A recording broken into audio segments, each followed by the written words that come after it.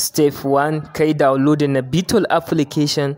Step 2 kai create na free account. Step 3 ka kalli wannan bidiyon tun daga farko har ƙarshe domin ko a cikin shi zan nuna maka step by step yadda zaka samu kuɗi da wannan application na BTOLL absolutely for free. Ga hikima an fasaha, hikima an fasaha, ga hikima an fasaha TV. Assalamu alaikum warahmatullah masu biyan a wannan channel. Barka da yau, barka sai kasancewa da ku a cikin sabon bidiyo.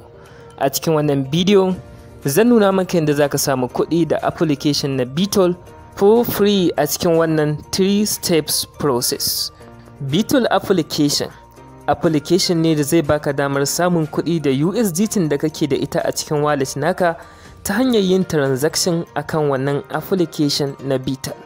Wato maimakon ka aje USDT a cikin wallet babu wani profit da kake samu a kanta, so idan ka yi amfani da ita a cikin application na BTOLL za kana samun profit a dukkanin wani transaction da ka gudanar akan wannan application na BTOLL.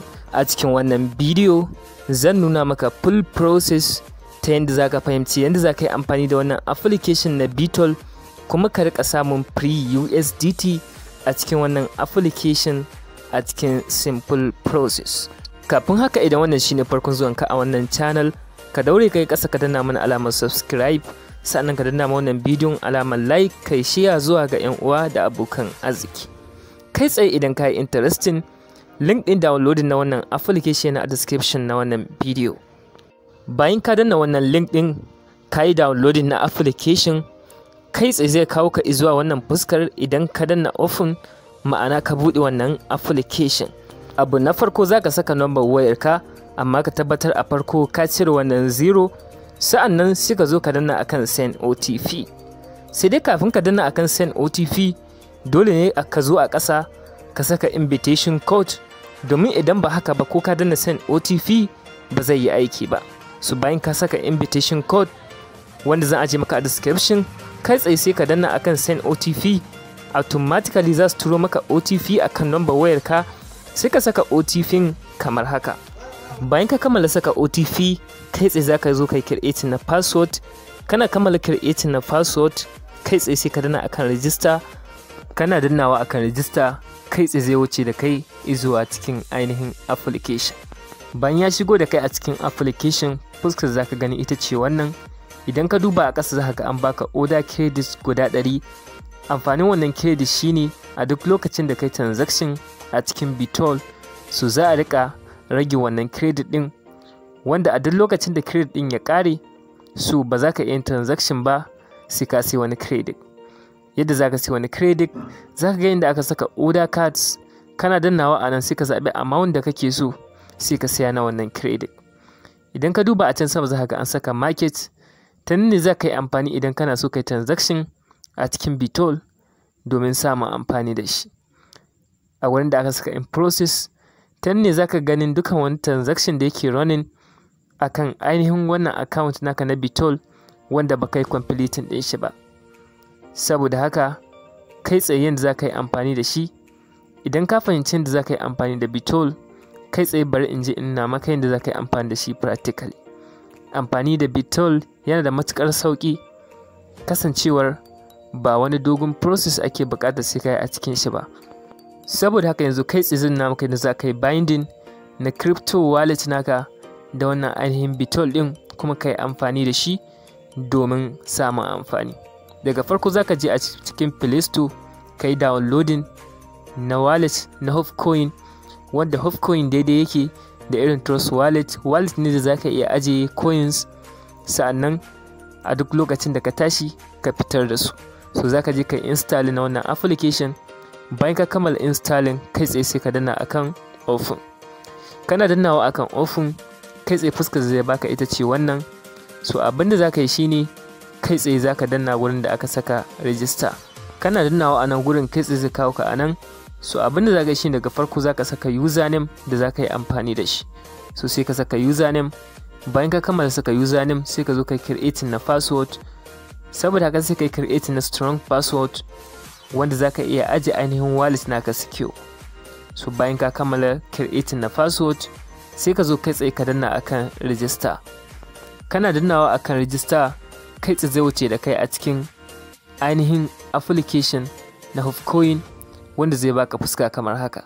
Za a maka wannan message na cewa kai binding na phone number naka ko email address, saboda haka sai ka danna akan bind. Kana dannawa akan bind kai tsaye zaka ga ya kawo maka wannan fuskar, sai ka danna allow. Bayan ka kammala zaka ga inda aka saka cewa phone number not set ko kuma email, sai ka danna akan phone number, sai ka zaɓi ainihin code na country naka. Idan Nigeria ne sai ka saka Nigeria, kai tsaye sai ka saka number wayarka wato phone number wanda za ka yi amfani da shi domin binding na account naka. Bayan ka kammala saka number waya sai ka danna akan send. Za su turo maka OTP akan wannan wayar. Bayan su turo maka OTP kai tsaye sai ka saka a gurin da aka saka enter verification code. Daga nan sai ka dawo ka sake dannawa akan inda aka saka email. Kana dannawa kai tsaye zai wuce da kai ta inda za ka saka email address kamar haka. Bayan ka kammala saka email address shi ma sai ka danna akan send, kai tsaye za su turo maka OTP a cikin wannan email address din. Saboda kai tsaye sai ka je ka bude email address naka, sun turo maka wannan verification code, sai ka yi copy kai tsaye sai ka zo ka yi pasting akan wannan inda aka ce enter verification code, sai ka danna akan define. Kana dannawa akan define successfully ka yi binding na email naka da kuma ainihin phone number a cikin wannan wallet na Hopcoin. Kai tsaye sai ka zo ka danna akan deposit. Kana dannawa akan deposit zai baka wannan fuskar, sai ka zaɓi USDT. Kana zaɓar USDT zai kawo maka wallet address, sai ka danna akan wannan TRC20. Kana dannawa zai kama wannan, ka danna confirm. Kana dannawa akan confirm kai tsaye zai wuce da kai, sai ka danna akan copy, kai copy na wannan wallet address. Kana yin copy na wallet address kai tsaye abin da zaka yi shine zaka yi minimizing, sai ka koma a cikin ainihin application na BTOLL, sai ka zo ka danna akan mine. Kana dannawa akan mine zaka ga gunda aka saka receive address, sai ka danna akan receive address. Kana dannawa akan receive address zai baka wannan fuskar, sai ka danna akan USDT TRC20. Kana dannawa kai tsaye zai wuce da kai, sai ka danna akan waccan alamar ta plus. Kana danna ta kai tsaye zaka ga ya wuce da kai a mataki na gaba kamar haka. Sai ka saka ainihin sunan account da kake so ka kirkira, saboda haka zaka saka duk sunan da ya burge ka, sa'annan sai ka zo kai pasting na wannan wallet address da ka kwafo a nan gurin. Saboda haka zaka danna akan paste, sai kai pasting din shi. Bayan ka kammala pasting na wannan wallet address kuma ka saka suna akan wannan account name, so sai ka danna akan complete. Kana dannawa akan complete kai tsaye zai fara loading kamar haka. Bayan ya fara loading zaka jira shi, kai tsaye zai kawo maka wannan sakon cewa under review. Zaka bashi zuwa 10 minutes sai ka sake dawowa a nan gurin. Bayan ka bashi 10 minutes ya wuce, kai tsaye zaka sake dawowa ka danna akan receive address. Kana dannawa akan receive address sai ka danna akan TRC20. Kana dannawa akan shi za ka ga cewa ainihin account naka an yi activating din shi amma kuma yana off, sai ka danna akan wannan off, sai ka danna akan turn on. Kana dannawa akan turn on sai ka danna akan submit. Kana dannawa akan submit kai tsaye zaka gana ya nuno on, ma'ana kenan zaka iya amfani da wannan account ko wannan wallet address a cikin wannan application na BTOLL. Domin transaction a cikin Hopcoin da kuma wannan ainihin application na BTOLL akwai buƙatar ya kasance akwai at least 1 USDT a cikin Hopcoin naka, wanda zai baka damar yin transaction a cikin application na BTOLL. Sai dai ga mu bamu da USDT ko da guda ɗaya, so tan ne zuna maka pre process da zaka yi amfani da shi, domin ko kana register a cikin application na BTOLL za su baka USDT guda ɗaya. Wannan USDT da ita za mu yi amfani mu rika yin transaction a cikin application na BTOLL, kuma muna samun wani profit wanda kai tsaye za mu iya turo shi zuwa nan Hopcoin din, kuma mu yi withdraw din cikin sauki. A cikin BTOLL idan ka danna akan statistic kai za ga cewa an baka ainihin available balance na 1 USDT wanda za ka yi amfani da shi. So kai tsaye za ka zo ka danna akan market. kana dannawa akan market kai tsaye zaka ga ya bude kamar haka. So zaka dibo daidai inda aka saka US dala guda ɗaya, kasancewar USDT guda ɗaya kake da ita a cikin ainihin account naka. Saboda haka zaka janyo a ƙasa, idan USDT ka ta wuce haka sai ka zaɓa wanda ne daidai da USDT da kake da shi, sai ka danna akan receive order ko ka danna akan order receive. So mu US dala guda ɗaya gare mu, saboda haka za mu janyo mu duba akan wanda yake da USDT guda ɗaya kamar wannan, sai mu danna akan order receiving. Muna dannawa akan order receiving kamar haka, muka danna akan shi sai mu danna akan submit.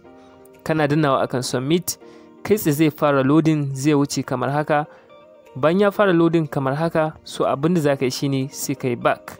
Bayan ka yi back kana koma a cikin ainihin Hufcoin, kai tsaye za ka ga cewa an tura maka wannan USDT guda ɗaya a cikin wallet naka na Hufcoin kamar haka. So abin da za ka yi shine idan ka tabbatar cewa wannan USDT guda ɗaya ta shigo, ko ma nawa ne kake amfani da su sun shigo, so sai ka dawo a nan sai ka danna inda aka saka in process. Kana dannawa zai baka wannan, sai ka danna akan complete. Kana dannawa akan complete zai kawo maka wannan cewa shin ka karbi wannan amount din, sai ka danna akan yes. Kana dannawa akan yes, shikenan ka kammala wannan transaction. To kawai abin da zaka rika yin repeating kenan again and again. Su kuma suna baka wani percentage na wannan transaction da kake yi da ainihin wannan application nasu. Wato gwargwadon iya adadin transaction da kai a ciki, gwargwadon iya adadin profit din da kake samu, kuma gwargwadon iya adadin USDT da kake amfani da ita, gwargwadon iya adadin percentage da kake samu a dukkanin transaction da kake gudanarwa. So idan kuka duba wannan pre-USDT ce muka yi amfani da ita, wadda aka bamu lokacin da muka register, kuma kai tsaye mun samu profit yin wannan transaction din da muka yi a cikin wannan application. Watakila kai USDT ka turo ta ne a cikin Hufcoin, so kai tsaye nuna maka yadda za ka yi amfani da ita a cikin wannan application na BTOLL. Kai tsaye abin da za ka shi ne za ka koma a cikin wannan application din, sai ka danna akan mine. Bayan ka danna akan mine, kai tsaye zai buɗe maka fuska kamar haka. Sai ka danna akan USDT recharge. Kana dannawa akan USDT recharge sai ka saka amount da kake so ka turo zuwa wannan BTOLL din, sai ka saka akan submit. So mun riga mun yi binding na Hufcoin wallet, sai mu danna akan Hufcoin TRC20, sai mu danna akan submit. Kana dannawa akan submit kai tsaye zai koma da kai a cikin ainihin application naka na BTOLL, inda za a buƙaci ka saka pin transaction. Pin transaction pin ne da za ka yi creating a cikin ainihin Hufcoin naka, inda za ka danna akan setting. Bayan ka danna akan setting sai ka yi setting na wannan password din. So kai tsaye su ne za ka yi amfani da sunan. Bayan ka saka kai tsaye za ka ga cewa an cire wannan USDT guda ɗaya. Idan ka dawo a cikin application naka na BTOLL, za ka ga cewa an yi recharging nata kai tsaye a cikin wannan application naka na BTOLL. So abin da za ka yi shine sai ka sake dannawa akan market. Idan ka koma home, ka danna akan home, za ka ga market, sai ka danna akan market, sai ka sake repeating na wannan process da muka yi ɗazu. Haka za ka yi ta maimaitawa gwargwadon transaction da ka yi, gwargwadon profit ɗin da kake samu. Idan ka duba gashi nan, mai transaction na USDT guda ɗaya, ko mun samu 0.5 USDT a cikin wannan transaction. Yana da matukar sauki idan har ka fahimci process ɗin da muka bi a yanzu. So ta wannan hanyar za ka yi amfani da wannan pre-USDT da suka baka, sai ka ci gaba da yin transaction. Amma ka sani cewa wannan credit da suke baka, so a duk lokacin da kai transaction akwai percentage da suke ragewa daga cikin wannan credit din. So wannan credit idan ya kare dole sai ka saye shi, sa'annan zaka iya ci gaba da yin transaction a cikin wannan application nasu. Hanya ta gaba da zaka iya ci gaba da amfani ko samun profit a cikin wannan shine ta hanyar yin referral. Kana da akan team, zaka ga cewa ainihin duka mutum na farko da kai referral zaka samu 10%, idan shi kuma ya gaici wani zaka samu 5%, idan ya gaici wani zaka samu 2%. Sa'annan suna ƙara maka wannan credit ɗin da kake amfani da shi wurin transaction a duk mutum ɗaya da ka gayyata zuwa wannan ainihin platform ɗin, ko in ce ainihin wannan exchanger ta BTOLL. So kai tsaye zaka zo nan ka danna akan share, ko zaka ga invitation code naka. In ka danna akan share zai baka link naka, sai kai copy na wannan link, ko kai tsaye kai amfani da invitation code naka kai copy ka tura mutum. Ka sani ba wanda zai iya register a cikin wannan application, dole sai yayi amfani da referral code. Idan baka yi amfani da referral code ba, ba za su taba turo maka OTP ba.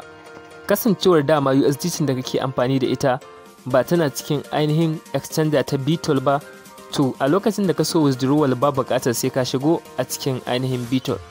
Dama USDT ka tana cikin Hopcoin, so kai tsaye a kowane lokaci zaka iya yin transfer na USDT ka kamar yadda dai ka san kana yi a Binance ko kuma Trust Wallet, wanda kowane lokaci zaka iya tura ta kuma inda ka ga dama kuma za ta tafi. So kai tsaye da ake amfani da application na BTOLL kenan domin samun kuɗi da shi ta hanyar yin transaction a cikin wannan exchanger tasu ta BTOLL. Ka tabbatar ka yi process ɗin step by step, idan ba haka ba ba za su baka wannan profit ɗin ba, ko in ce wani percentage da suke bayarwa ba idan ka transaction a cikin wannan application.